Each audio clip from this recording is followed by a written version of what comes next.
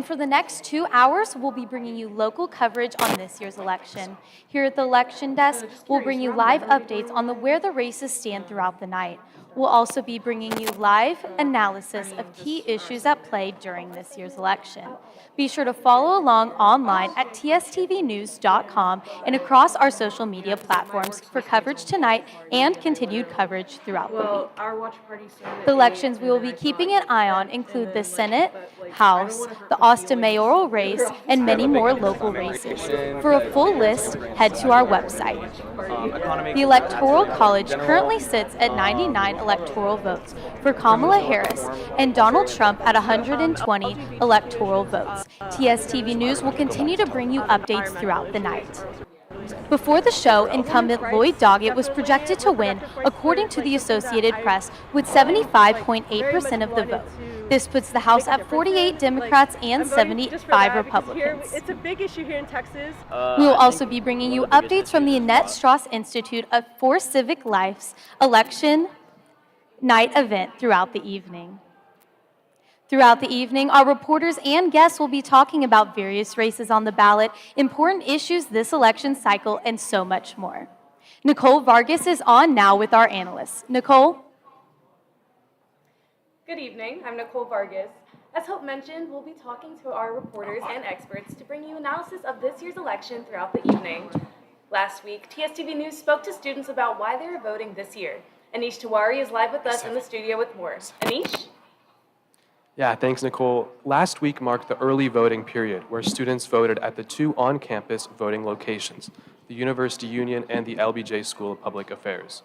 TSTV News talked with students at the early voting booths at the University Unions about the issues that concern them the most.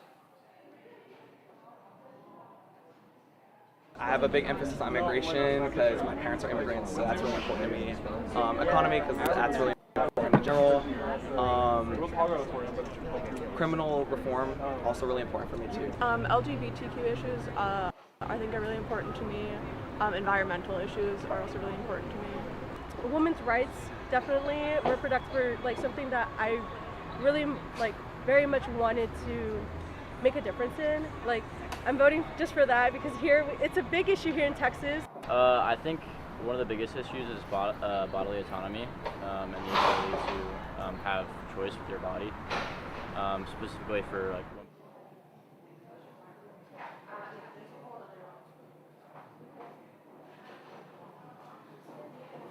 We're joined by Allison Ang, president of UT's Bridge, Texas. Thank you for joining us, Allison. Thank you. So we just heard from students saying they are turning to vote for things like reproductive rights and environmental issues.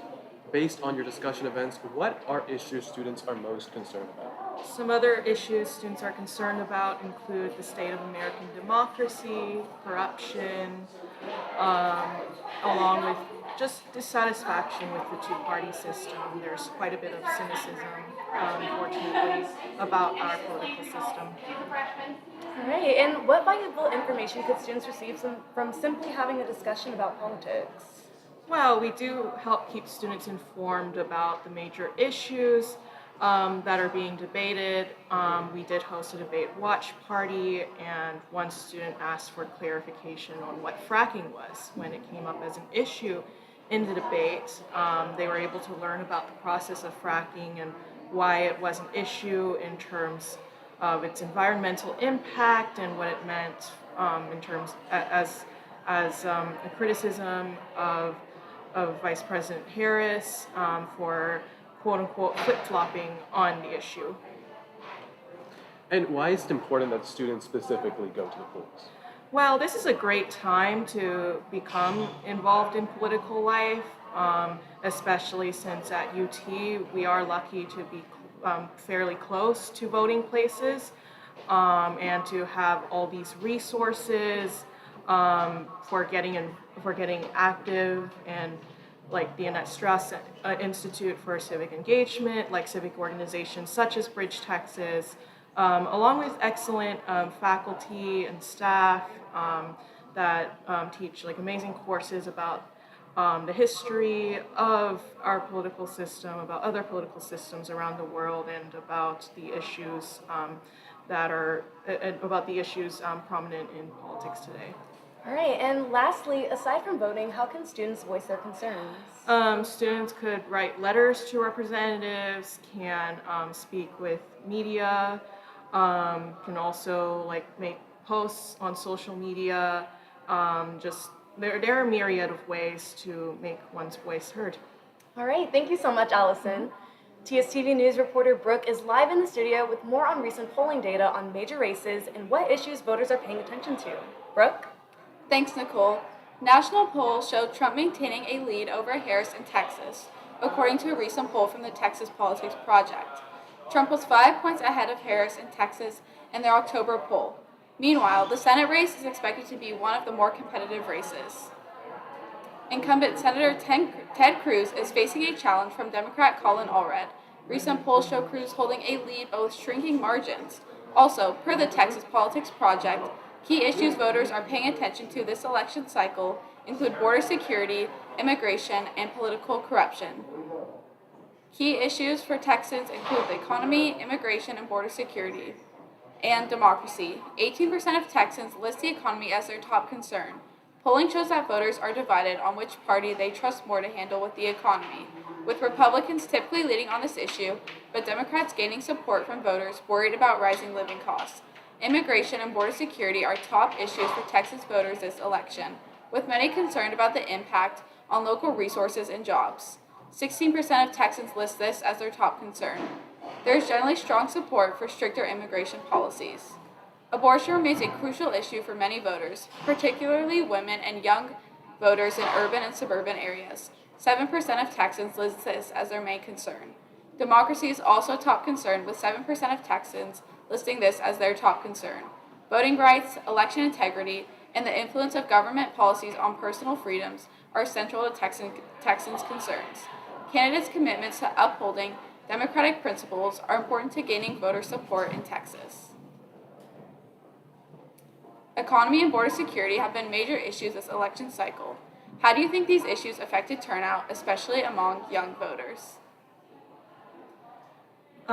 In terms of turnout, I think there's been quite a lot of enthusiasm, especially after Biden dropped out and Harris became the Democratic candidate. Young voters are particularly energized. Travis County had quite high early voting turnout rates. I'm not too sure I can comment on the rest, but fingers crossed that we'll see like a higher level of involvement from young people in future elections. All right, Allison, Anish, Brooke, thank you so much for your insights. We're following two races in the United States Congress this evening. TSTV News reporters Justin Dudd and Audrey Wong have more. But before we get to that, we're going to toss straight to Hope, who has a guest live. We have a key race update. The Associated Press has called Texas for Donald Trump. Back to you, Justin and Audrey. One of the most closely watched elections in the country is one every Texan voter had the chance to weigh in on, the Allred-Cruz Senate race. Incumbent Senator Ted Cruz is facing yet another tight competition in his campaign for a third term, with U.S. Rep. Colin Allred, a former civil rights lawyer and NFL linebacker, vying for the seat. While recent years have seen races of all sizes grow closer in the Senate, the polling numbers were nearly tied in the final week of early voting, with Cruz maintaining a 2-point lead over Allred, according to a poll from UT Tyler. As those numbers have tightened steadily, national attention has fallen on Texas, with both Kamala Harris and Donald Trump campaigning alongside Senate contenders with less than 2 weeks to go until Election Day. Democrats are expected to lose control of the U.S. Senate this cycle, and Texas' seat is one of the few the party views as a potential offensive gain. In an election where Democrats are largely on defense nationwide, resources have been poured into areas where they see ground to gain, and the Cruz-Allred race has become the most expensive in the nation. Should Allred win, the Democrats have a chance at maintaining a majority in the chamber, but it will also come down to Senate races in Nebraska, Ohio, and Montana, to name a few.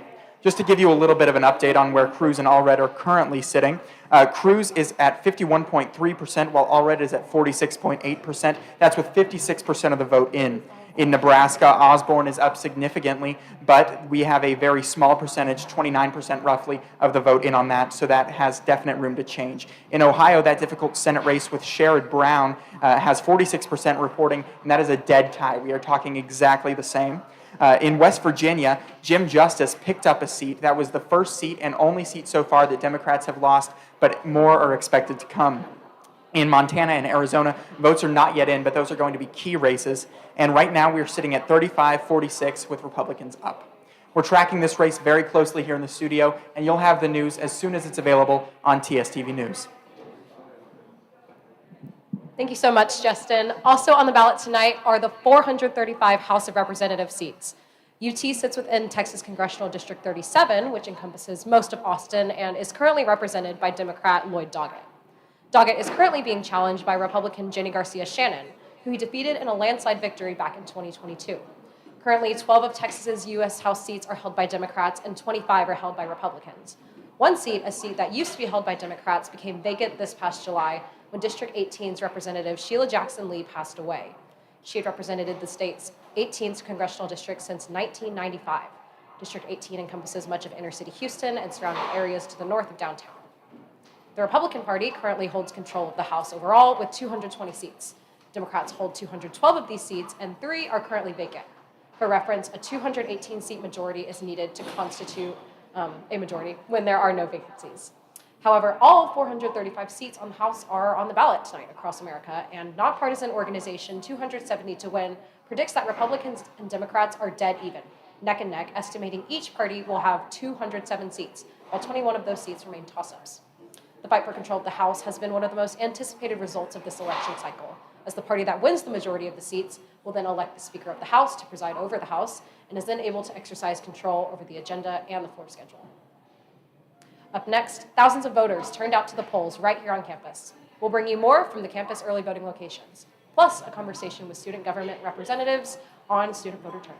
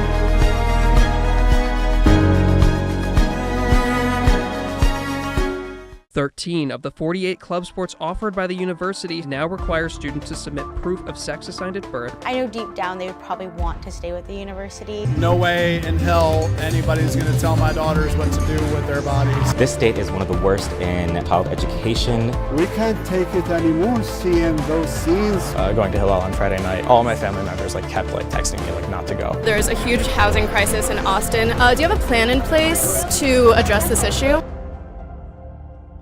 Determined to start your day well? We're up bright and early. From the enriching local stories to the weather forecast later in the day. Rain or shine, at Good Morning Longhorns, we got you covered. Comprised of a studious reporting staff going lengths to get that scoop, and a talented technical team to enhance your screen visually. As a fellow Longhorn, your mornings are better with us. So start your day the Vivo way. Good Morning Longhorns, Wednesdays at 7 a.m. Central Time on TSTV.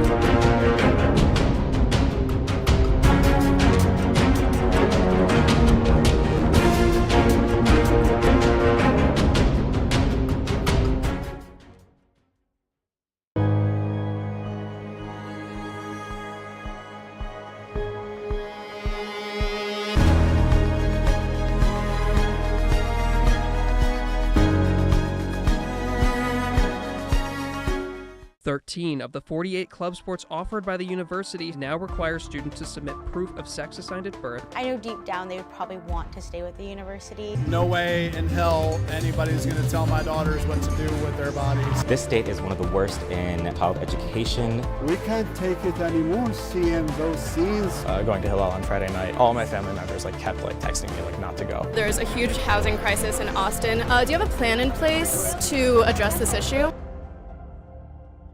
Determined to start your day well? We're up bright and early. From the enriching local stories to the weather forecast later in the day. Rain or shine, at Good Morning Longhorns, we got you covered.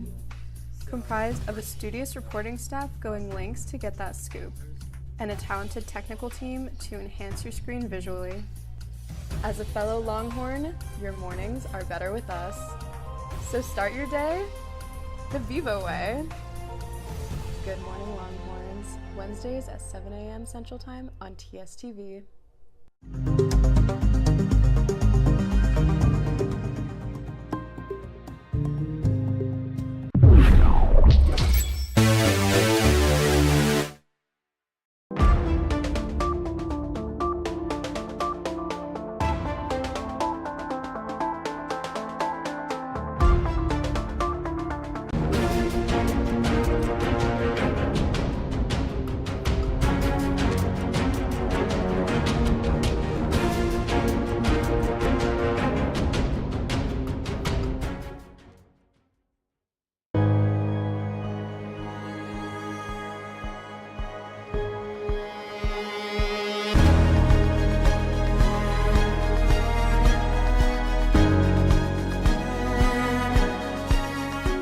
13 of the 48 club sports offered by the university now require students to submit proof of sex assigned at birth. I know deep down they would probably want to stay with the university. No way in hell anybody's going to tell my daughters what to do with their bodies. This state is one of the worst in child education. We can't take it anymore seeing those scenes. Going to Hillel on Friday night, all my family members kept texting me not to go. There's a huge housing crisis in Austin. Do you have a plan in place to address this issue?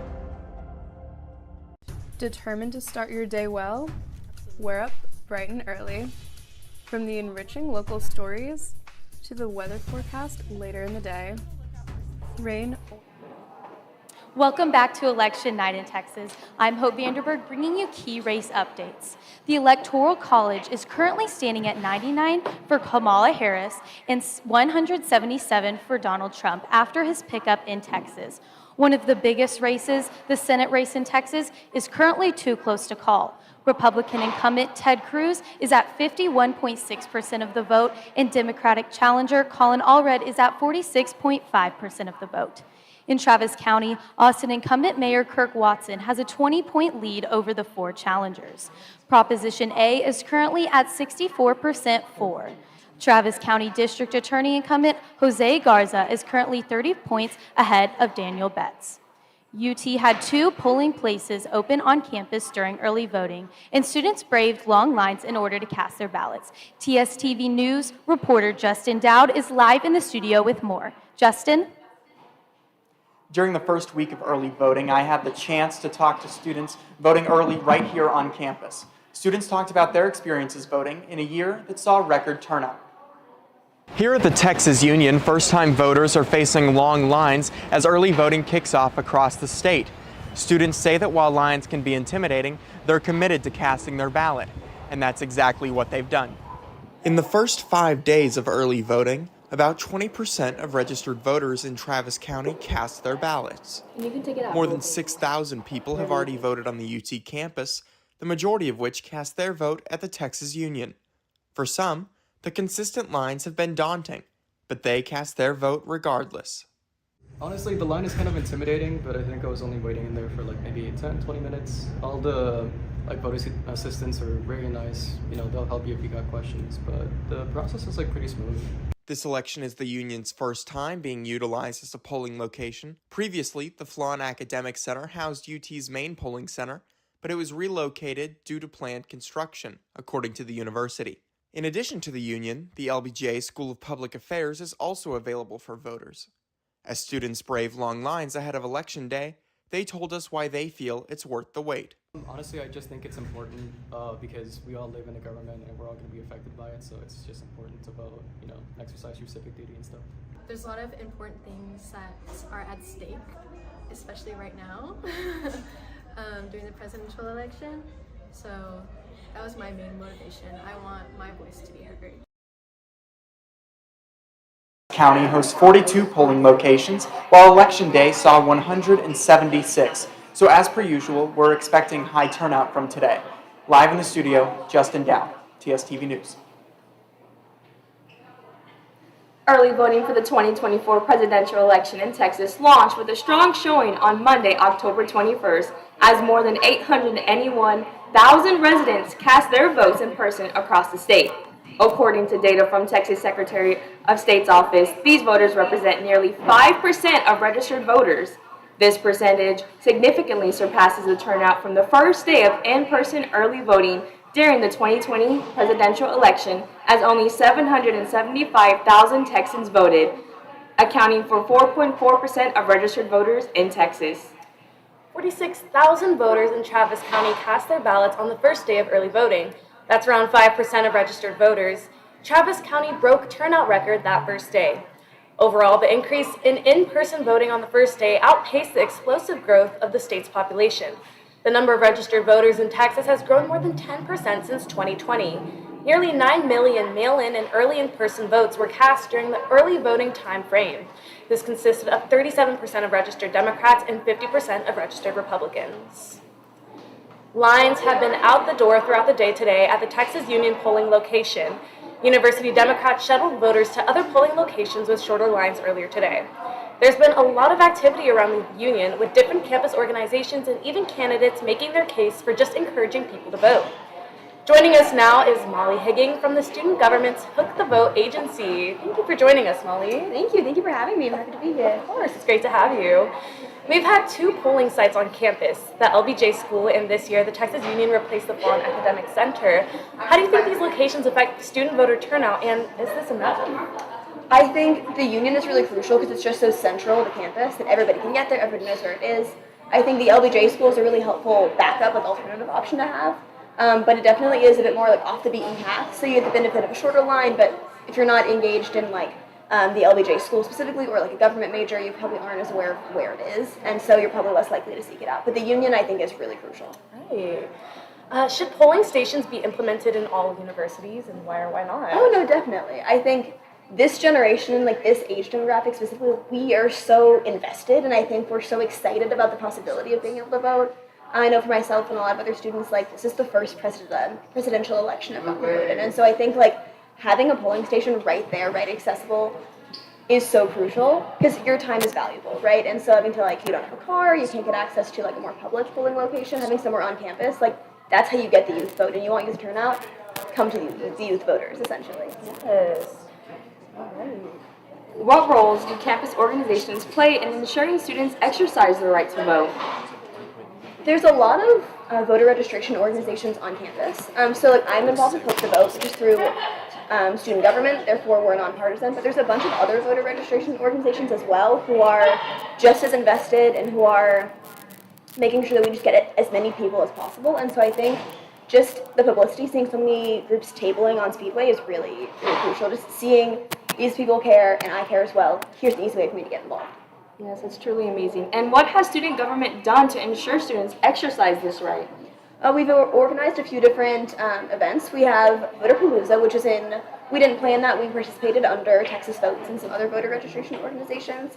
But also Pizza to the Polls is an event that we organized where we had students who are willing to vote come to the student government office. We gave them a slice of pizza and we walked them down to the polls. And we actually were lucky to have some extra pizza, and so we just gave that out to voters in line at the Union, just to ensure them, it's worth it, stay in line, I know you're hungry, but please, we're happy you're here. And so I think that was really important, just to see, we care, and we care that you care. Yeah, thank you so much for all of your insight, and thank you for coming on, Abby. All right, we'll be back for more on Texas politics.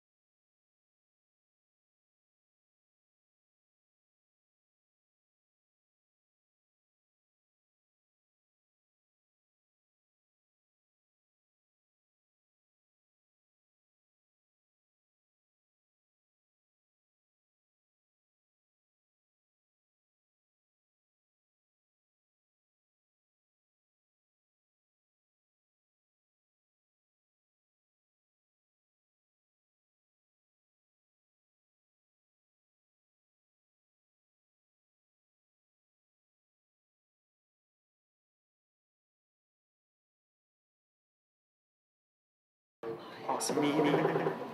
Welcome back to Election Night in Texas. Here at the Annette Strauss Institute Watch Party, students have been flooding in all night to watch the election play out in real time here. They are watching the polls play out on several different news stations, all on different TVs, and there is even a contest for the student that can predict where the electoral college votes are going to go in each state, and the person that gets the closest is going to win a prize. So pretty big stakes here tonight. There are even going to be professors and political experts bringing their expert info here tonight and giving talks throughout the night at the watch party. And they're serving pizza, and it seems like a great time in there. So for some key election updates, the Electoral College is currently standing at 99 votes for Kamala Harris and 177 for Donald Trump after his pickup in Texas. One of the biggest races, the Senate race, is in Texas, is currently too close to call. Republican incumbent Ted Cruz has 51.6% of votes, and Democratic challenger Colin Allred has 46.5% of the vote. In Travis County, Austin incumbent Mayor Kirk Watson has a 20-point lead over the four challengers. Proposition A is currently at 64% for. Travis County District Attorney incumbent Jose Garza is currently 30 points ahead of Daniel Betts. UT Austin had 2 polling places open on campus during early voting, and students braved long lines in order to cast their ballots. Over to you, Nicole. Thanks, Hope. So the Texas House is up for grabs tonight, but not in the traditional sense. While Republicans are expected to maintain a substantial majority in the chamber, which currently sits at 86 Republicans to 64 Democrats, the question on a lot of minds is how far right that majority will be, specifically relating to school vouchers.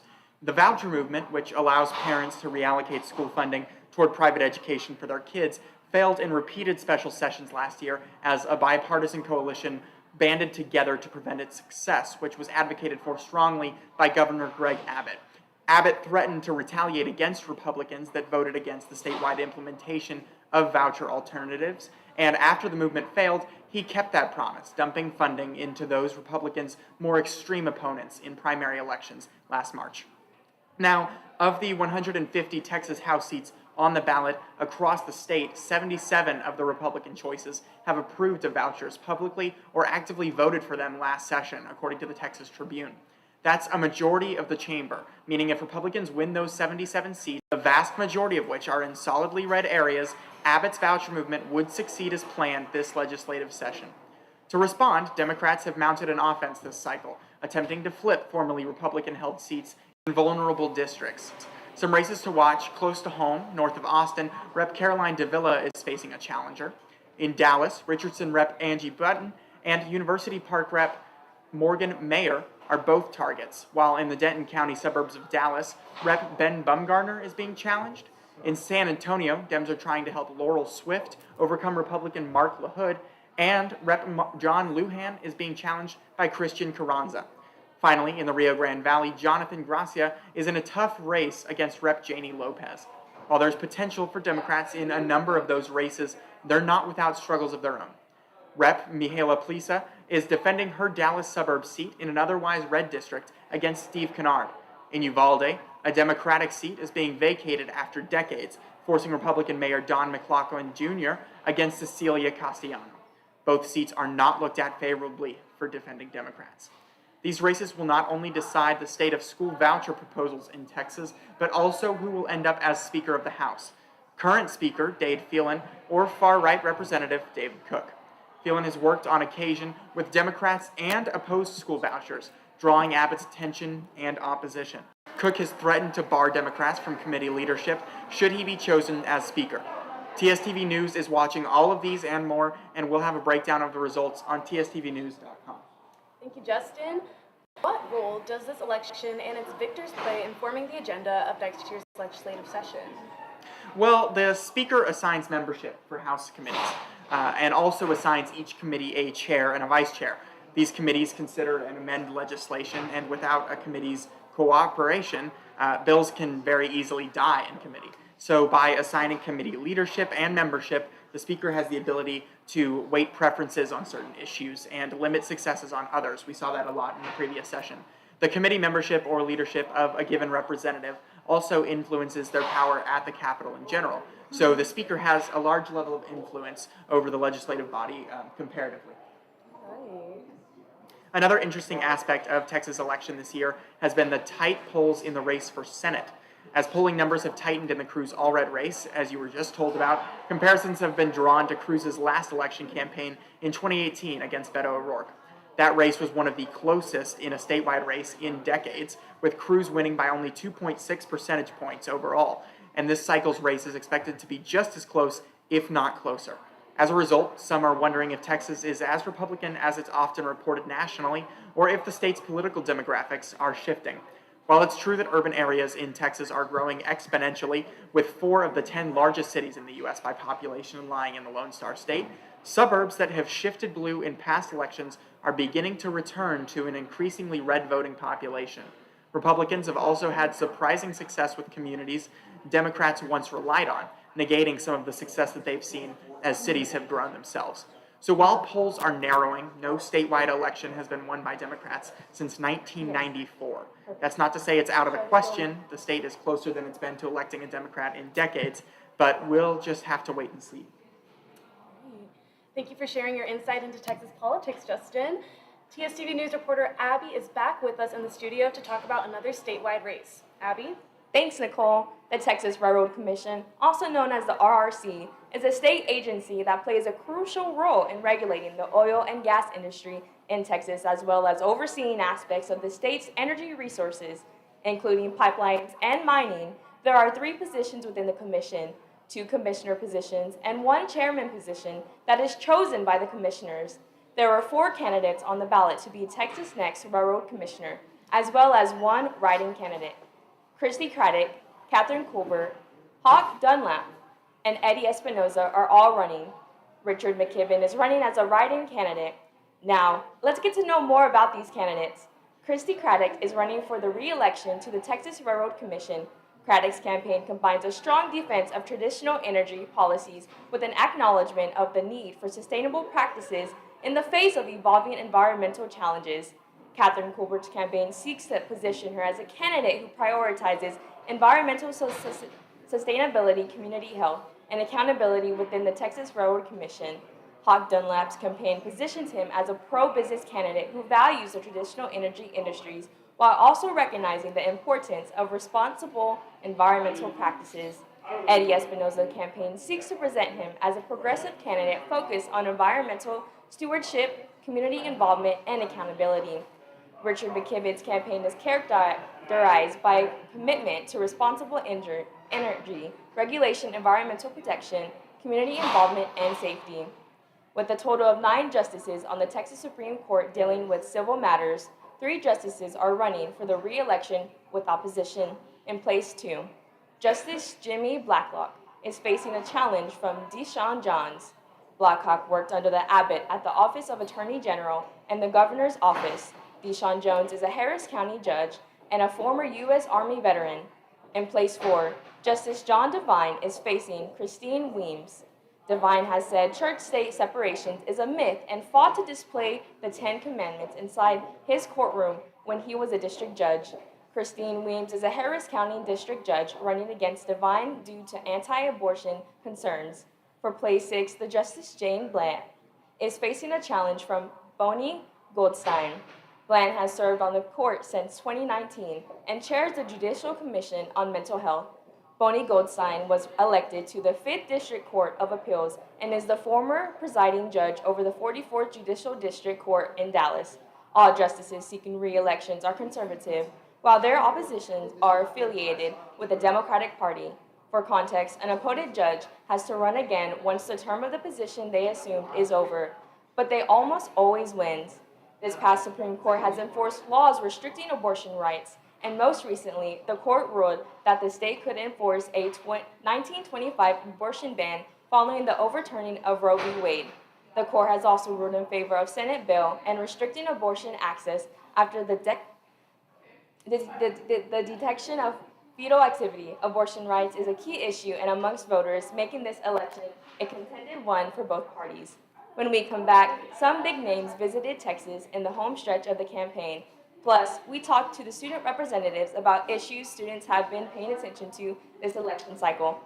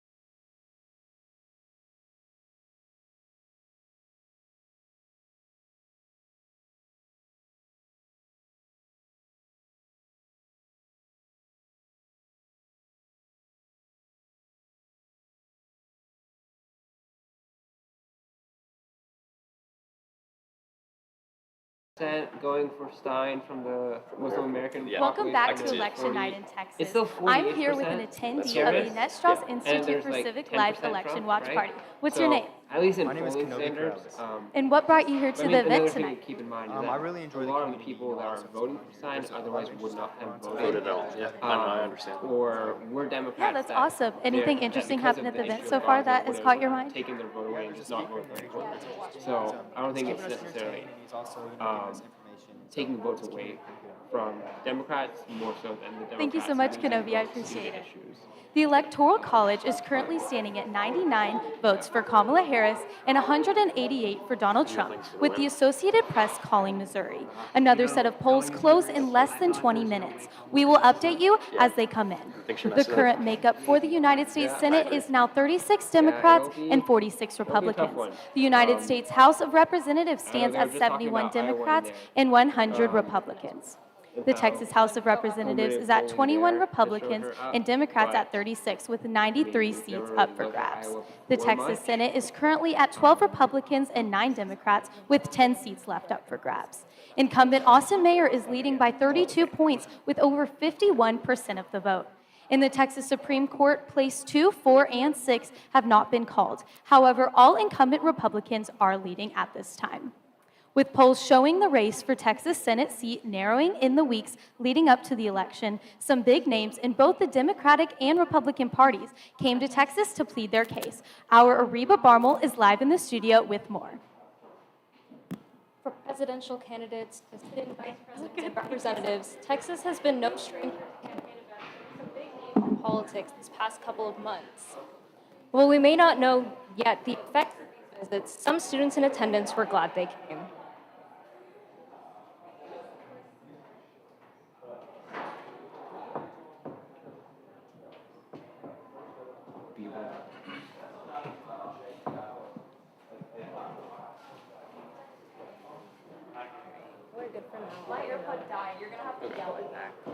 In the final weeks leading up to the election, Texas welcomed many major names in national politics, some right here on UT's campus.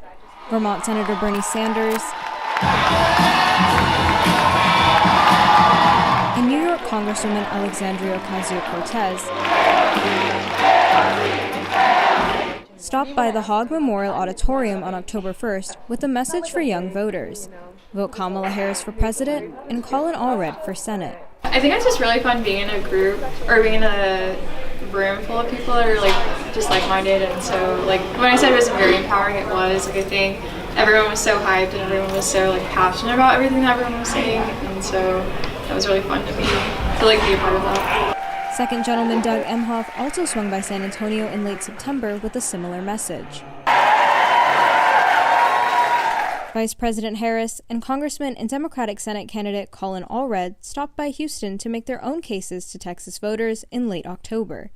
Their Houston rally coinciding with a campaign event from former President Donald Trump, who appeared alongside Senator Ted Cruz earlier the same day in Austin. Beto O'Rourke and other Texas politicians have also made appearances on campus this semester as Democrats try to flip Texas's Senate seat blue. Live in the studio, Ariba Barmel, TSTV News. Thanks, Ariba. I'm joined now by a member of Texas Horn and 2 members of Austin Students for Democratic Society. Could I have you all start by introducing yourselves and telling us a little bit about the organizations you work with? Let's start with you, Hassan. My name is Hassan Khan. I am one of the co-news editors for the Texas Horn. I'm also the co-chair for Young Conservatives of Texas here at UT. My name is Arshia Papari. I'm an organizer with Austin SDS and also the founder of Longhorns for Steinway. My name is Luca Reyes. I'm also a member of the Austin Students for Democratic Society. All right, it's nice to meet you all, and thank you all for coming on tonight. Of course. Texas has typically been a red state, yet many Democrats have come to campaign this year, and some have even come to campus. What effects could this have on how Texas is voting, and especially students? We can start with you, Hassan. All right, sure. I think specifically Democratic politicians are coming to college campuses. You saw Beto did his college tour when he ran for governor. You see Allred coming to these campuses too. It's mainly because college students typically vote Democrat, and that's a trend that's been continuing. But despite that, Texas is really not a swing state. We saw just a few minutes ago that Texas was called for both Donald Trump and Ted Cruz, meaning Ted Cruz won his re-election bid against Colin Allred by a larger margin than he won against Beto back in 2018. So while it's important for these candidates to come to campuses, in addition to that, it's really suburban voters that they're trying to win. On top of that, young voters don't really have high turnout in elections, so I think that's another reason why specifically candidates will come to campuses is because young people just don't turn out.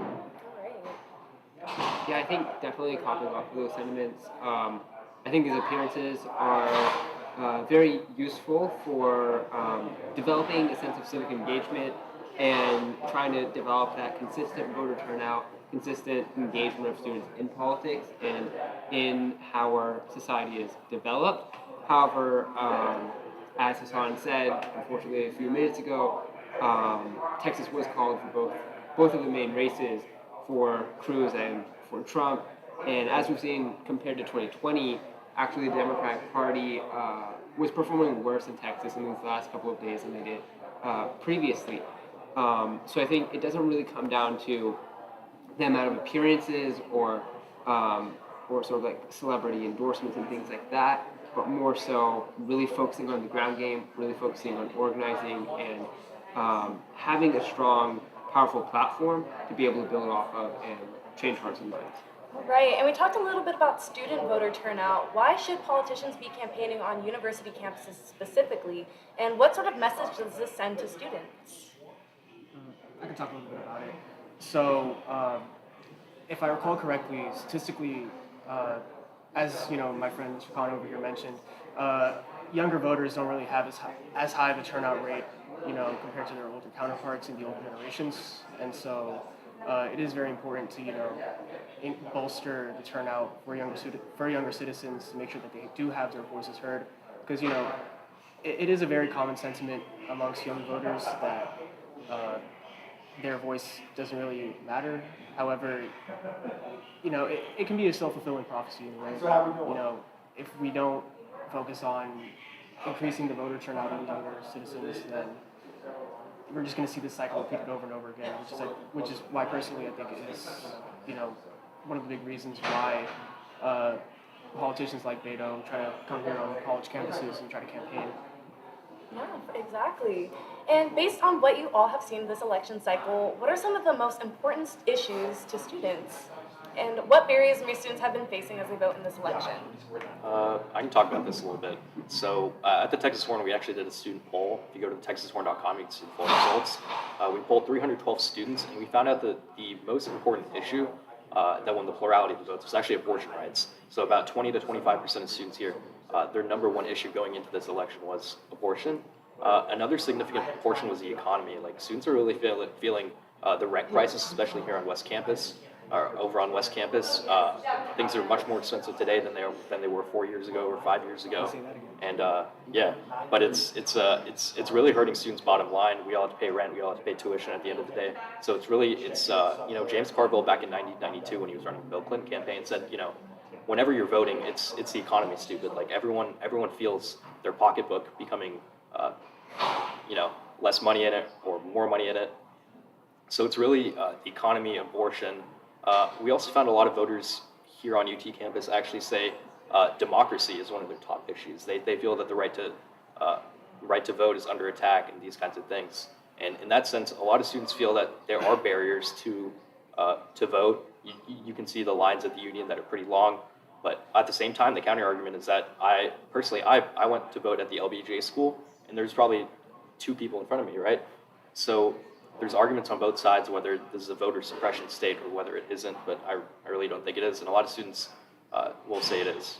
That's just my thoughts. And if I could actually add on that also, I definitely agree.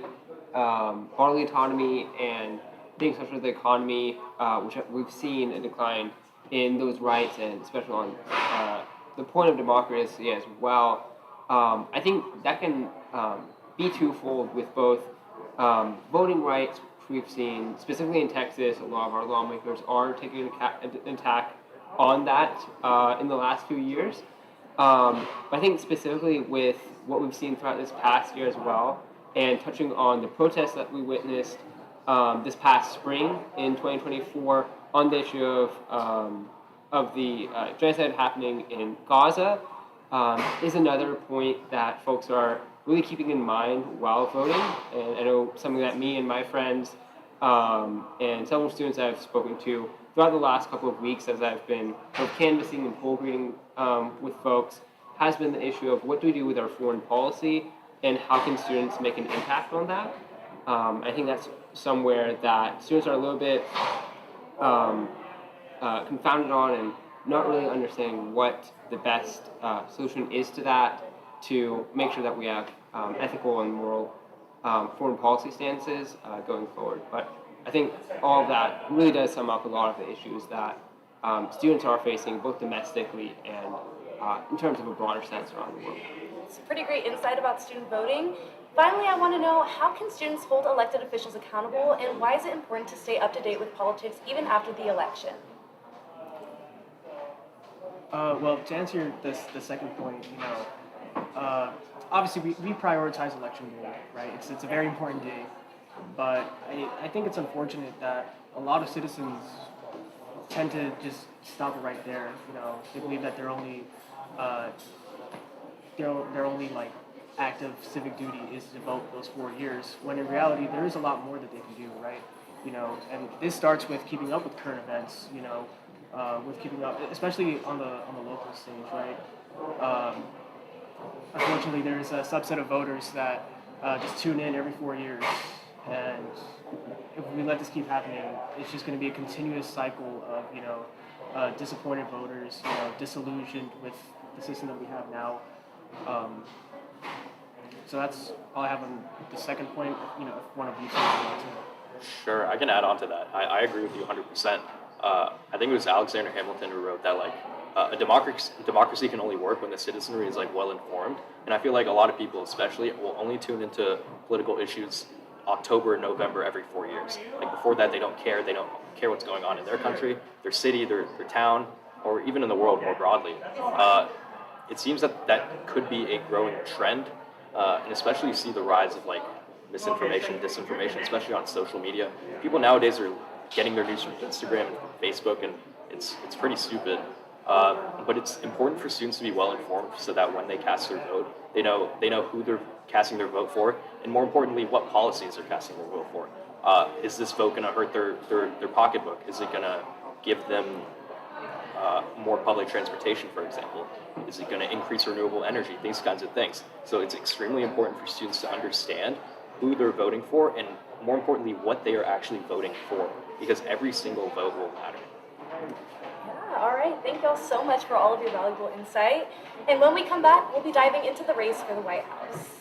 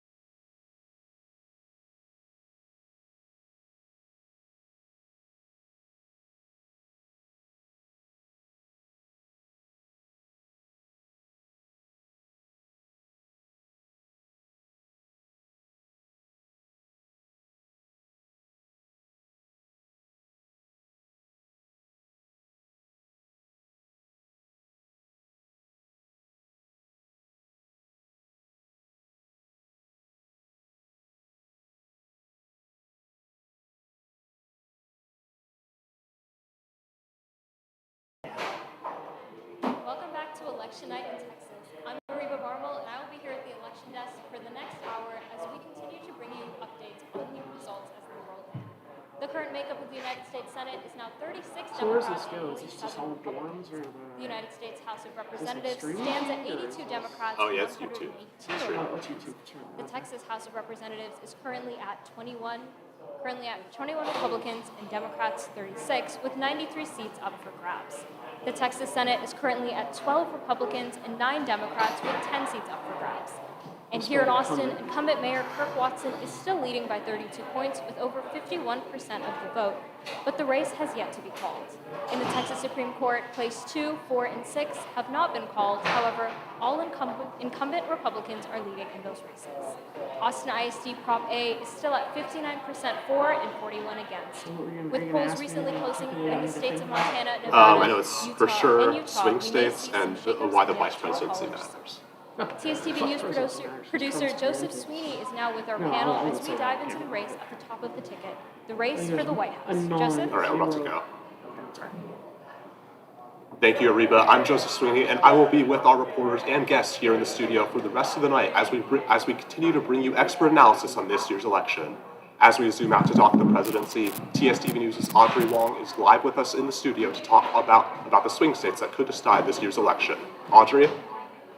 Thanks, Joseph. Tonight we're keeping an eye on several battleground states this election cycle. Pennsylvania, Michigan, and Wisconsin all went blue in Joe Biden's 2020 victory, but they also voted red in 2016 when Donald Trump was elected.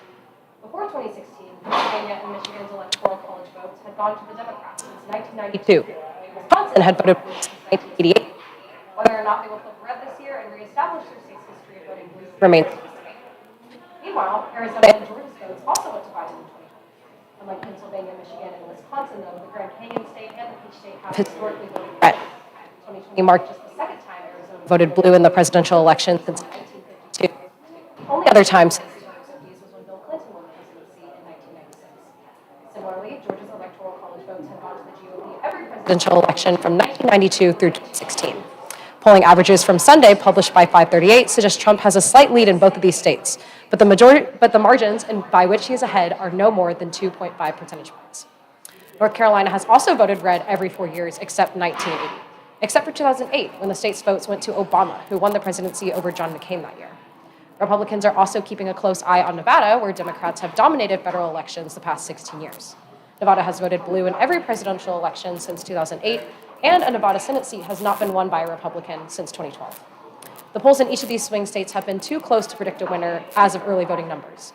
However, Pennsylvania, Wisconsin, Michigan, Arizona, and Nevada also each have a Senate seat up for grabs. Those races have also been extremely close in early voting polls. Again, those key swing states are Pennsylvania, Michigan, Wisconsin, Arizona, Georgia, Nevada, and North Carolina. Thank you, Audrey. Here with us now is Dr. Shannon O'Brien, an American presidency scholar. Audrey, why don't you lead us off? Thank you for joining us. Oh, happy to be here. So quick question for you. What key role do swing states play in this election? Well, they're going to make all the decision. We've seen most of our early states east of the Mississippi all come in already, pretty much all of our decisions. A lot of the states that kind of, if you look at Texas and run a straight line up, a lot of those Republican states, they've all come in early, and they're all coming in solid. But it's looking like our swing states the election's going to come down to the swing states, and it might even come down to just some counties in the swing states. It's really going to come down to turnout, and it's going to come down to, a lot of it's going to be students, I think. How many people, if, are voting in some of these elections, they're going to be tied, and we'll see. I don't know. Time to tell. Yeah, I know. I'll go and take the next one. Texas has been voting more Democratic in more recent years. What do you think that this means for the future, if anything? Well, I can complain about that one all day if you'd like, but I won't. One of the issues, there's a couple of issues with Texas, is one, in Texas you declare party in the primary. So Texas technically is very independent because most people don't vote in primaries, but it has a very Republican tinge to it. That said, it has been voting more blue. I mean, Ted Cruz should not be in a competitive race. This is his third time through. He should be hitting nothing but net. And this has been a competitive race for Cruz. I think the big issue is right now the Democratic Party, National Democratic Party, has not put money in Texas, doesn't put money in Texas, hasn't done it for about 20 years at least. But I think all the signals are there. They've been there for about 10, 15 years that Texas could be a real big competitive swing state given some of the largest cities in the United States are here, and you have to do a lot of party building. A lot of my students, when I talk to the students, they'll be like, well, the Republican Party out in the small area they're from does bake sales and car washes and fundraisers. Democrats don't do any of that. So they don't get students really young, and they don't get them loyal to vote really, really young. And I think there's a big opportunity to be in this there. I think the state is primed to be a very competitive swing state if the Democrats would capitalize on the opportunity. Audrey? Yeah, and so while Texas does have the potential to, like you said, be a prime candidate for a swing state, I understand Florida is no longer a swing state. So what other changes do we currently see in regards to swing states, and how have we seen swing states kind of change leading up to this election? Well, Ohio's no longer a swing state either. Florida and Ohio, everybody used to wonder where they're going to go. I think we're seeing Georgia. While I think Georgia tonight's going to go red, that's indications. I think it's showing that it could be in play. I think there are some other places that might wind up being more in play for Democrats and Republicans. I think what the Democrats typically refer to as the blue wall is increasingly turning red, and that could be in play. Those are not just solid layups for the Democratic Party. That said, there's other places, particularly with young voters and growing youth populations, that could be more in play for the Democratic Party. I think the swing states, I think the parties really need to bluntly have a come to Jesus moment and think about the demographics. The current makeup of the Electoral College is Kamala Harris with And 109 I think what we're electoral seeing votes tonight on this election, after winning at least Colorado, and Donald Trump with what I thought was probably 198 going to be electoral swing coming votes in after is winning not looking Montana. like it's going to be swing. Swing states. But I think a lot of that's turning out to be inflation's carrying the day on a lot of issues, particularly for Republican-leaning voters. But we haven't seen a lot of the Democratic big mass counties and stuff come in yet. And we'll see if the other issues come through. So. Thank you for coming on today, Dr. Sure. O'Brien. That is all we have time for today. Ariba has more on where the presidential race stands now.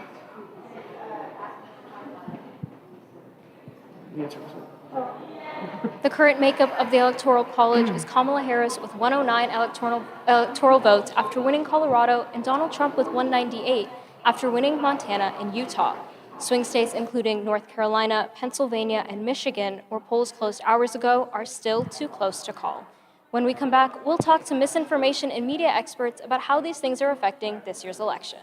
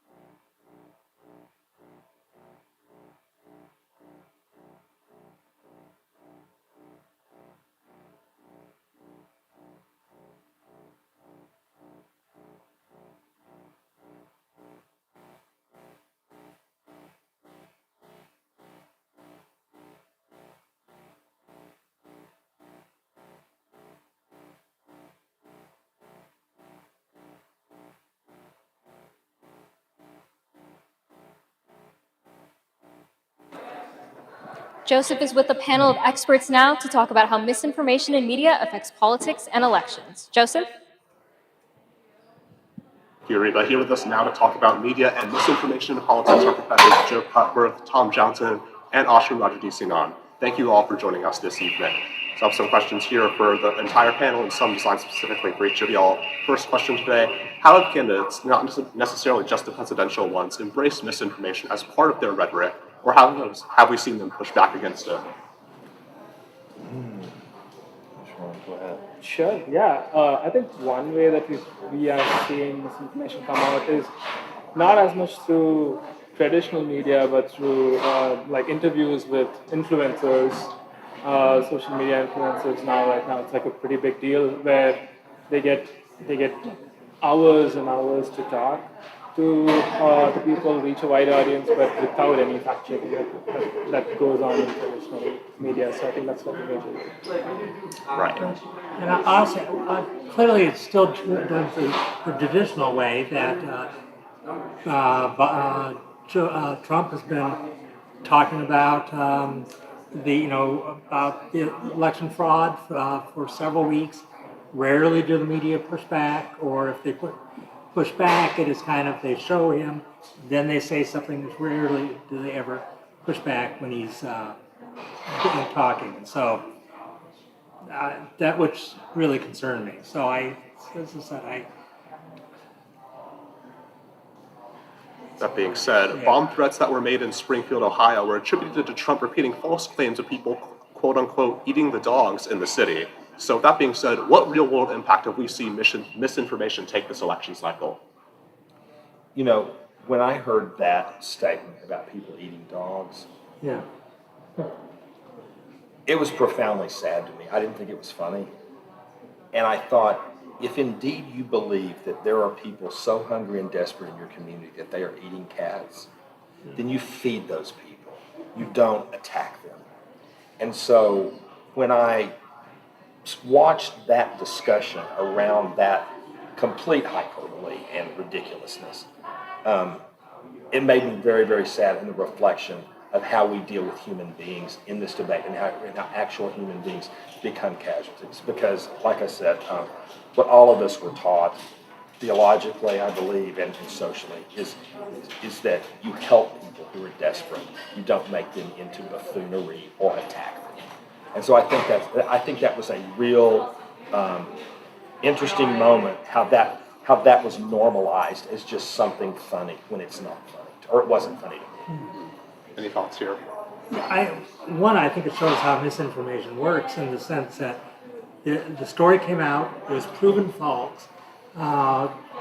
Trump continued to say it, and every time that there was pushback, he continued to push on it. And I think that's one of the problems that he's learned from the days of Hitler, that if you keep repeating something, no matter how untrue, people are going to believe it after a while, because you hear something often enough, then it sounds familiar enough, you're going to believe it, even something ridiculous as that.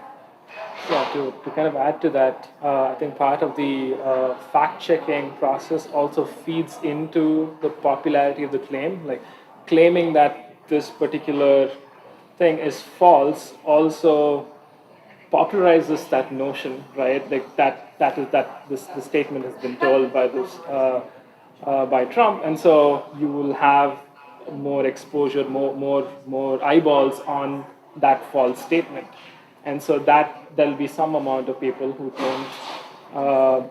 don't believe that fact checking, and so. Mm-hmm. That being said, how has the adoption of artificial intelligence technology contributed to the power of misinformation in politics this election cycle? AI. What do you think, guys? Go to. No, as I said, I'm not.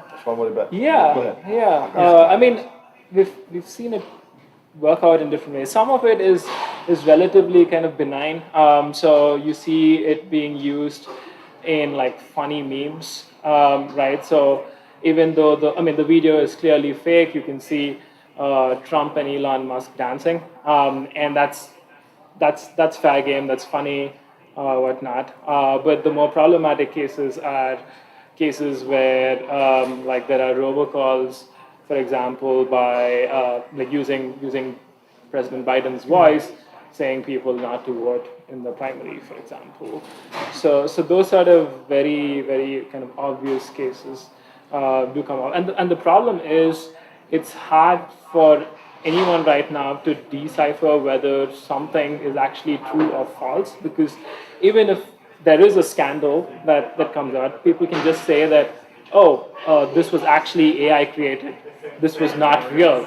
So it's maybe, in some ways, it's easier to prove that something is false than to prove that something is true. And so that adds an extra dimension to this whole question.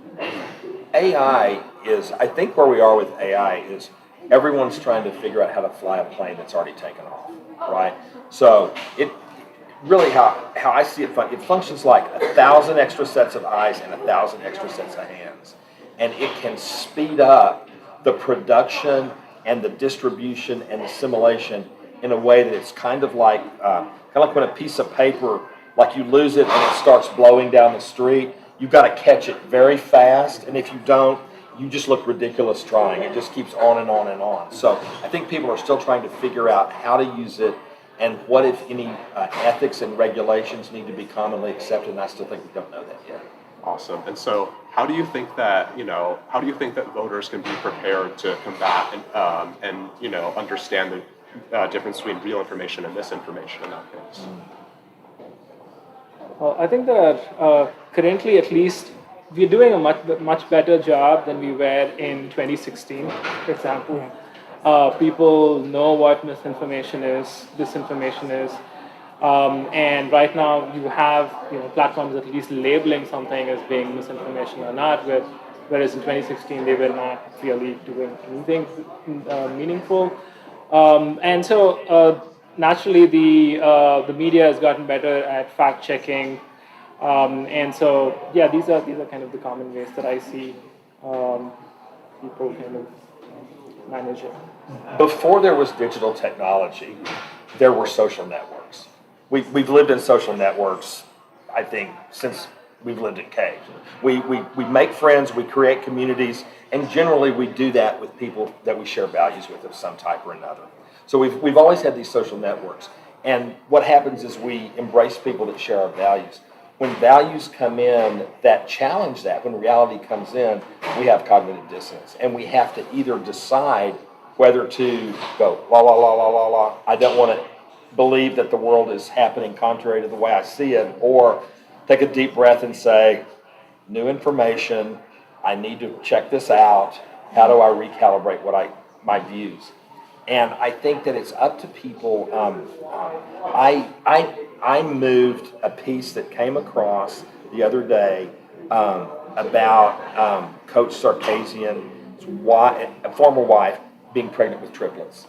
And I saw it, and I was so happy. I was like, triplets, that's like great news for everyone, right? Except unless you have to like take, up all night with them. Yeah. But triplets, what a happy thing. So I sent it to a friend of mine, and the minute I sent it, I was like, that's not going to be true.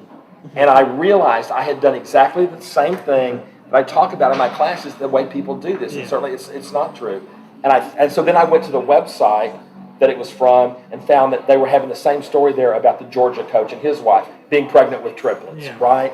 So I think we've all got to take deep breaths and learn how to resist that temptation to spread what we might think is good news because it agrees with our values. And I think social media and particularly AI have intensified the likelihood that even people who are normally vigilant might do that. Thank you. Now we have a few questions prepared for each of our specific panelists. So with that being said, Professor Rajadisinan, how have we have seen the Harris campaign embrace social media? What role has social media, and especially platforms like TikTok, how have they played a role in reaching out to young voters, such as Gen Z, this election cycle? Yeah, that's a great question. I think with Gen Z, the biggest question that we all have is turnout. How, like for the Harris campaign, how can Harris campaign turn out like Gen Z in large numbers? And so they've turned a lot to influencers in not just TikTok, in YouTube, in Instagram, and so you do see numbers increasing because of this kind of outreach effort. you see that they focused a lot more on meme creation. So it might not be as substantive. The discussions might not always be on policy, and it might run on vibes. But it seems to work. We've seen in college, the college campus itself. Oftentimes, it's not so much a particular substantive issue that students talk about. It's oh, did you see this funny meme?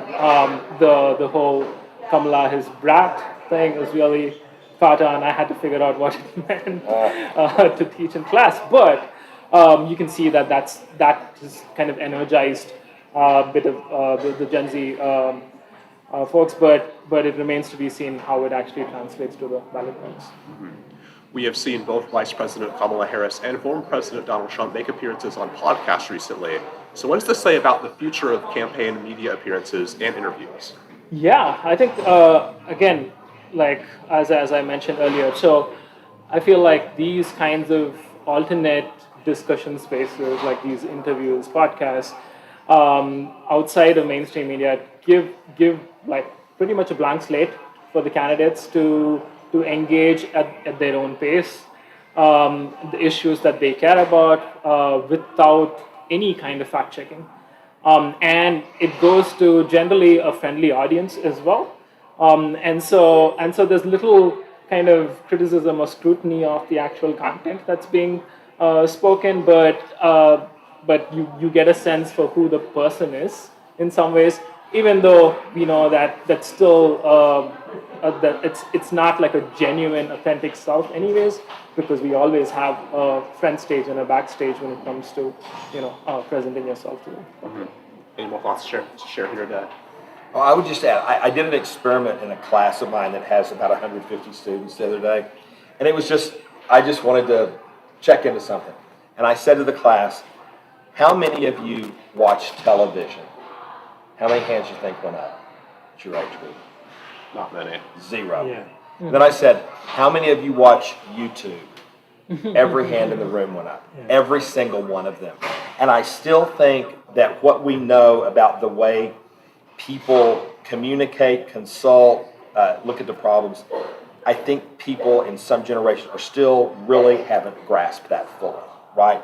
I think there's a generational thing about who watches television, who watches Sunday football, I don't know what that is, but this social media thing has changed fundamentally how we need to reach out to address specific audiences. Different people get their information differently in a big way. One of the things that I thought was interesting, the elites were really criticizing the candidates, saying this is kind of softball stuff. But if you actually listen to the questions, they often had better questions than the traditional media who are trying to do the gotcha question. And these are ones that are trying to really get a sense of who the people are, why they stand for issues, not just what issues stand for. So I've learned a lot through looking at and listening to a lot of things I wouldn't get through the media. So I think it's a good addition that helps the public as well as help the candidates. That is all the time we have here for this panel today. Thank you all for joining us this evening. Now to Allie Souse, who has more on misinformation and social media. Allie? Social media is crucial for voter outreach amongst younger voters. For instance, Kamala Harris has a large TikTok presence and uses the platform to discuss her political agenda, as well as antagonize her opponent, Donald Trump, and running mate, J.D. Vance. Social media enables younger audiences to learn more about voter registration and general voting information within their county. According to Texas Political Project, quote, local television stations remain one of the primary sources of news for most Texans at 43%, but is statistically tied in its saturation with social media, like Facebook, Twitter, Instagram, Reddit, and TikTok, end quote. Younger voters are more skeptical of what appears on their social media feeds in comparison to their older counterparts, and are aware social media can spread disinformation. One concern with social media usage is censorship, specifically amongst young conservatives, as their social media posts tend to be met with pushback from young left-leaning social media users. In order to ensure voters are able to be met with necessary information to vote, a balance of censorship and blocking disinformation is imperative. Now to Ariba for more key race updates. Texas local races. Texas Supreme Court races in place 2, 4, and 6 have still not been called, but 60% of the vote has been counted, with all Republican incumbents leading by over 10 points.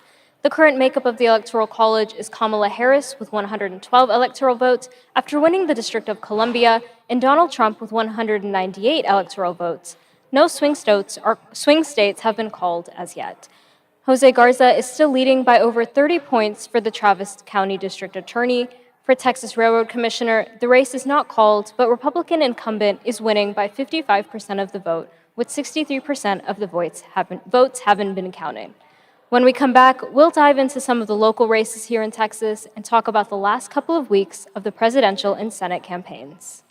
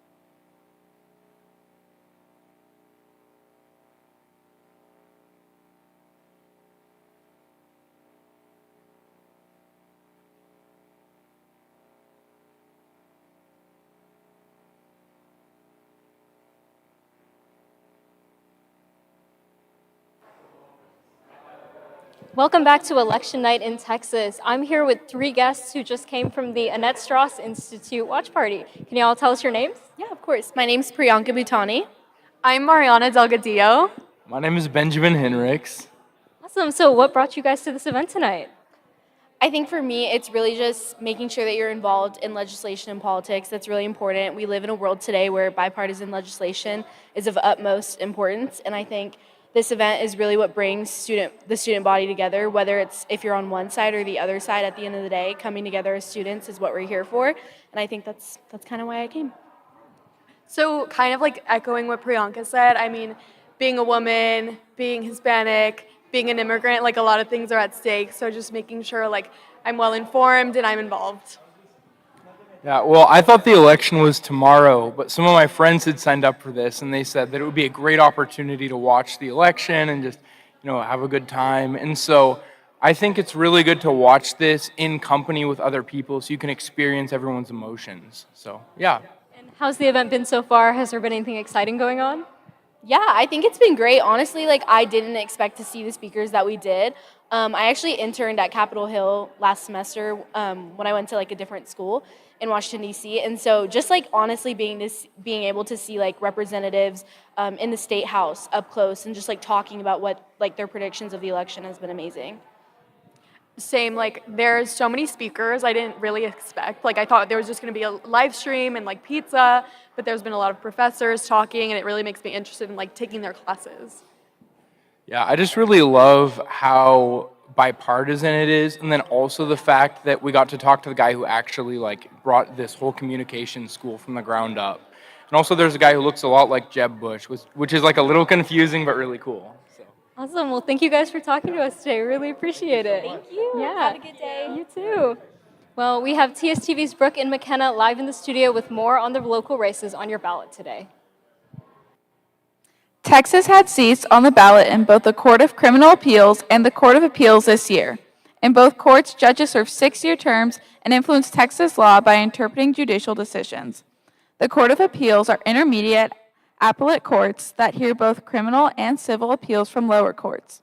Further appeal is possible for criminal cases to the Court of Criminal Appeals.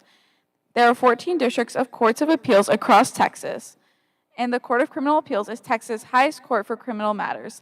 They have exclusive jurisdiction over appeals in criminal cases. This includes death penalty cases, which bypass the Court of Appeals, felony appeals from lower courts, and cases where the constitutionality of a criminal statuette is challenged. They have discretionary review, and their rulings are final in criminal matters. There are multiple statewide and Austin area judges on the ballot this year. Also on the ballot tonight is the Travis County District Attorney position. The DA represents Texas in state courts and prosecutes state crimes. This race is between incumbent DA Jose Garza, a Democrat, and Daniel Betts, a Republican. The two have some contrasting views of the criminal justice system and necessary policy, so let's take a look at how these candidates differ. Democratic candidate Garza has worked as Travis County DA to rebuild the criminal justice system by focusing on survivors, managing gun violence, and delivering what he calls real justice. He does not believe in the incarceration approach of handling criminals, as he says it promotes neither safety nor justice. Before becoming DA, he was a federal district judge and a public defender at Texas Rio Grande Legal Aid, as well as multiple national roles within the Department of Labor. Republican candidate Betts feels that criminals have not received necessary punishment due to partisan campaigns. He hopes that victims of sexual and domestic violence will re-establish confidence in reporting mistreatment. With 14 years of experience as a criminal defense attorney, he claims that Garza's lack of practical attorney experience has resulted in new prosecutors receiving inadequate training and mentorship. Betts was also a former mock trial coach and editor-in-chief at the Texas IP Law Journal. Caroline and Joseph are with our panel to talk about the last couple of weeks of the campaign. Caroline? Trump, Allred, and Cruz make many stops around the U.S. with their campaigns. Harris campaigned with former President Barack Obama in Atlanta on October 24th, with artist Bruce Springsteen performing at the rally. Harris also went to Houston on October 25th with performers Beyoncé and Willie Nelson. Beyoncé gave Harris her endorsement at the rally. Harris has also made campaign stops across the swing states of Pennsylvania, Wisconsin, North Carolina, Nevada, and Michigan. She gave her closing statement in Washington, D.C. on October 29th. Donald Trump has also campaigned across the country the past couple of weeks leading up to the election, with rallies in many swing states. Trump's closing argument was held at Madison Square Garden on October 26th. Trump also stopped by Austin, where he appeared alongside Senator Ted Cruz on October 25th. In the race for Texas Senate seat, both candidates are making many stops around Texas in order to deliver their final pitches to Texas voters. Democrat challenger Colin Allred has visited the cities of Dallas, Houston, and Fort Worth, as well as the towns of Plano, Crockett, Humble, and more, while also being in attendance at Harris's Houston rally. Meanwhile, Ted Cruz has visited the cities of Fort Worth and Dallas in the past couple of weeks. Cruz has also campaigned in the towns of El Paso, Laredo, Orange, Brenham, and many more. He has also made appearances in Austin with Trump recently. What are your takeaways from these areas the candidates are choosing to spend the end of their campaigns? I mean, I feel like definitely it's given an opportunity for both candidates to try and target vulnerable districts, right? Mhm. That's the end goal here. In a race where there's such narrow margins for success and where we're seeing such close quarters and tight combat when it comes down to the numbers, it's really going to come down to a handful of tens of thousands of votes, you know, which in the margin of a state as large as Texas really isn't that much. So they're trying to target as many of those vulnerable districts as they can, and they're trying to make as many rounds around the state as they can. Yeah, that's awesome. Justin, you were at Kamala Harris's rally in Houston where she appeared with Colin Allred. What was their message to Texas voters? The whole rally was really focused on reproductive rights. That was the central mission. It's been a major campaign point for Colin Allred and for Kamala Harris, both on the national trail and the state trail. It has given them the opportunity to defend women's right to abortion rights and reproductive rights and reproductive health care. And they've really used that as a stepping point to try and target groups that may not have sided with Democrats otherwise. So in that moment, at this rally, they were really emphasizing those points through personal narratives. So we heard from Amanda Zawadzki, who was a Texas native who suffered from a miscarriage and from issues with abortion and healthcare complications following that, following a lack of treatment. And so that was just one example of the many that they gave of really emotional pleas to the voters, which there were over 30,000 people in attendance at this rally, Harris's largest of the campaign trail up until her closing argument. And can you talk a bit about the environment at the Houston rally with Harris? Yeah, so like I said, it was a really massive crowd. This rally took place at the Shell Energy Stadium, which is the Houston Dynamo, their soccer team. It's an open air stadium. The environment was packed. It was electric. There was a lot of music playing. They had a live DJ. The crowd was really enthused to hear Harris's message, but they were also really interested in what Allred had to say. Harris tied things back to Allred, but Allred really stood on his own and emphasized his campaign against Cruz and the differences between the two.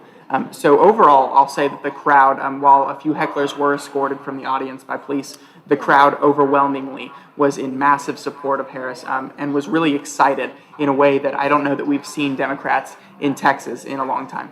Wow. Well, thanks for chatting with us, Justin. With one of the propositions on the ballot is the Travis County Proposition A. The Travis County Proposition A is a property tax that will be added to benefit affordable childcare. It was introduced by the Children's Funding Project Work Group this year to help families in Travis County. It is estimated that over 5,000 families are on a 2-year waitlist for subsidized childcare, according to Workforce Solutions Capital Area. The property tax rate that would be added for this proposition would be 2.5 cents. This would generate around $75 million towards this cause. This would increase childcare slots in after-school and summer school slots. The cost of childcare can reach around $13,000 per year, so this proposition would work to help lower-income families. Thank you, Caroline. When we come back, a look at the Austin Community College and Austin ISD propositions on the ballot. Also look back on the local and state races on the ballot and where they stand now. Thank you, and stay tuned.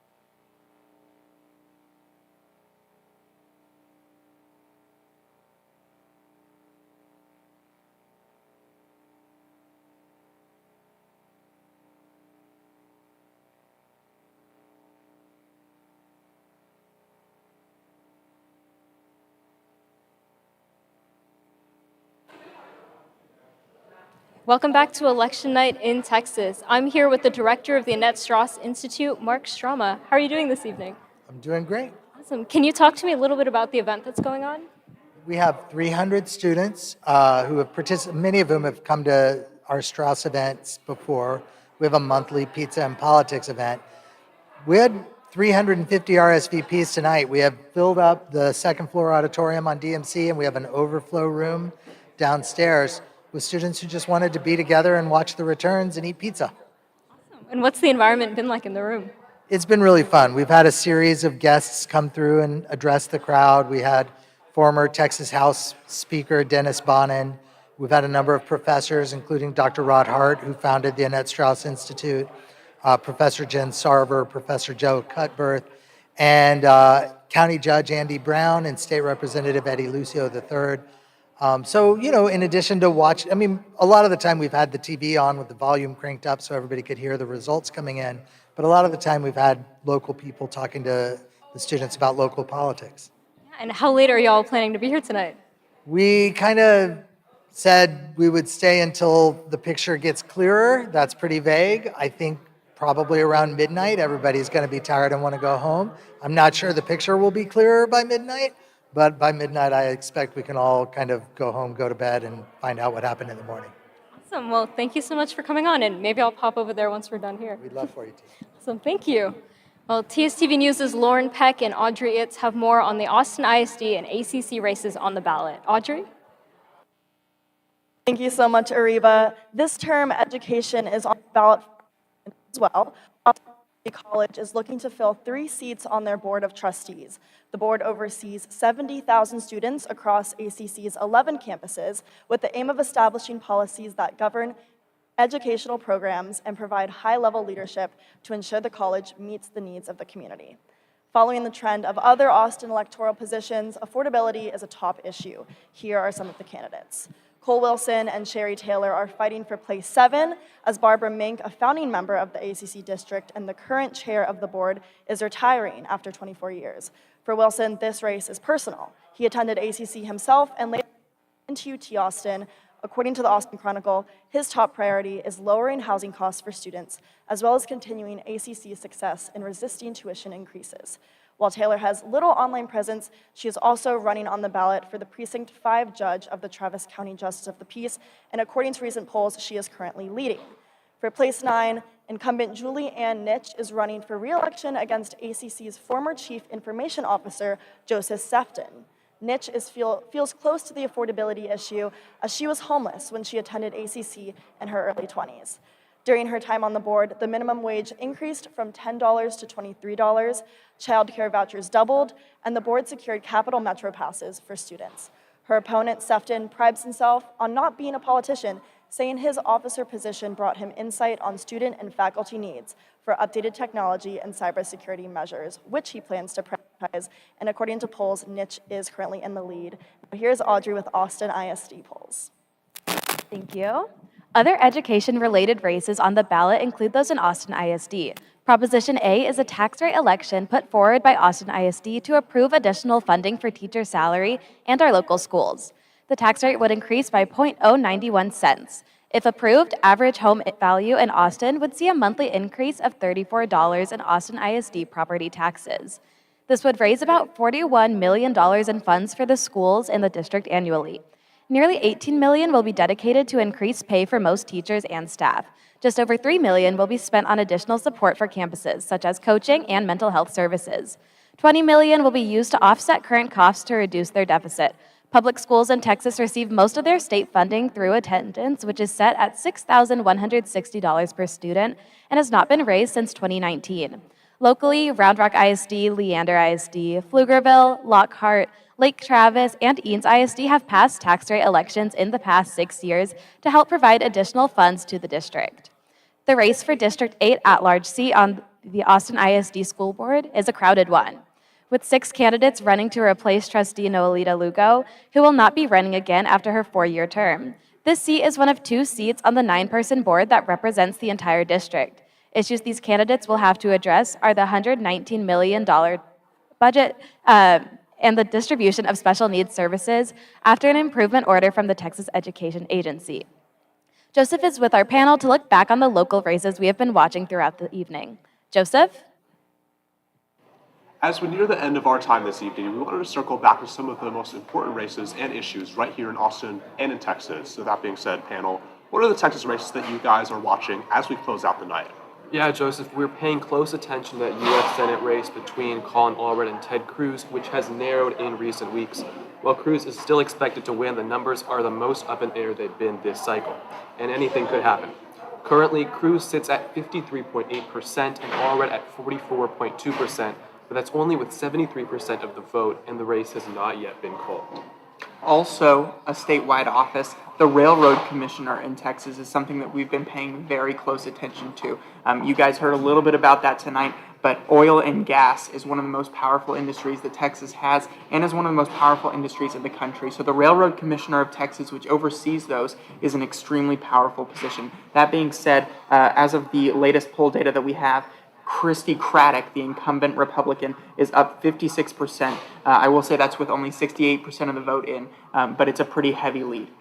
We are also watching multiple Texas House races. So just to give you a review, the races that Democrats are trying to challenge Republicans in include districts 37, 52, 63, 108, 112, 118, and 121. So if you're watching at home, those are the ones to look out for. Yeah, that's right. And two seats where Democrats are threatened by Republican challengers for this House, it comes in District 70, and one of the races where the main open seat is in District 80.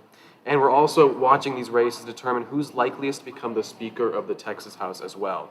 Incumbent Speaker Dade Phelan is facing some strong opponents that have been outspoken about their intention to exclude Democrats from committee leadership in the chamber as well. Yeah, and one thing that you guys have heard constant updates from tonight is the Austin mayor election. We've been watching that very closely, and as of 10 p.m., with roughly 51% of the vote in, Watson is up 51.19%. That is compared to Carmen Lanes-Polito, who is with 19.12% of the vote. That is an extremely large margin, but with that low level of the vote being in, anything could happen. So we're going to stay on top of that as the night goes on. Also with City Council, 5 districts are on the ballot. Vanessa Fuentes in District 2, Jose Villa in District 4, and Mackenzie Kelly in District 6 are each defending their seats against challengers, while Leslie Poole in District 7 and Allison Alter in District 10 are stepping down from the council, leaving open seats. District 7 is particularly competitive with 6 challengers declared. We are going to be watching those very closely and everything that we've just outlined tonight, and you can find all of that on tstvnews.com. Anything else today, panel? I think that about covers it. For District 70, Democratic incumbent Representative Mihaela Plaza and her Republican challenger Steve Kinward, one of the main open House seats which Republicans see as an opportunity to flip this cycle. District 80, Dan McLaughlin Jr. versus Cecilia Castellano. We're also watching these races to determine who's likeliest to become the Texas Speaker of the House. Incumbent Speaker Dade Phelan is facing some strong opponents that have been outspoken about their intention to exclude Democrats from leadership in the council. So that being said, what else is going on locally? Well, I really just want to emphasize the ones that we've already covered, mayor and city council. Those are the races to watch if you're looking at what's going to have the greatest impact on Austin directly. That's all from our panel this evening. Ariba has final updates on where the races stand as they have been watching over at the election desk. Ariba? 179 votes for Kamala Harris after gaining Maine's District 1, California, and Washington.